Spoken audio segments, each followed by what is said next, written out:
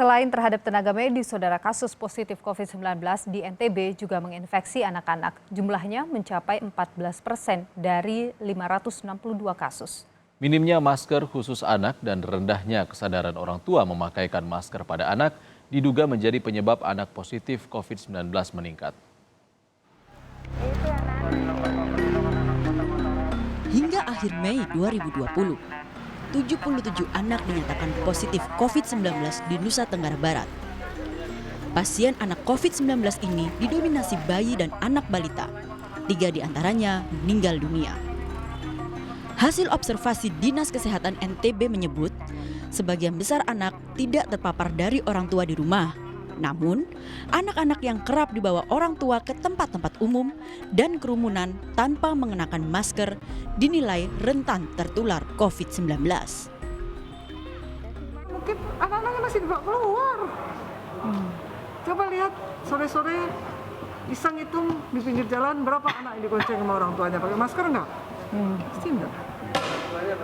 Kalau pakai masker, anaknya enggak. Ya, jadi kan itu dari situ aja sudah kita kelihatan kenapa anak-anak yang kena. Kesadaran bahwa anak itu adalah makhluk yang patut dilindungi karena sistem imunitas tubuhnya belum sempurna. Tadi saya baru ketemu orang, ada pendapat di kalangan awam yang baru saya dengar tadi, anak itu dia kuat, Bu.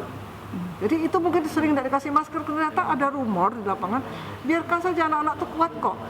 Padahal justru kebalikannya. Padahal tidak sulit menemukan masker saat ini. Komunitas sahabat anak di Lombok pun turun ke jalan, membagikan masker anak secara gratis. Masker yang dibuat dari kain yang berdesain menarik dan lucu ini diharapkan mendorong anak-anak untuk rajin memakai masker. Apalagi, Lembaga Perlindungan Anak LPA-NTB menilai anak lebih rentan terpapar dibanding orang dewasa. Tua ya, yang orang tua yang kemudian terpapar, kemudian anaknya ikut terpapar. Tetapi tren yang terakhir ini banyak anak-anak yang malah orang tuanya tidak terpapar, anak-anaknya yang terpapar.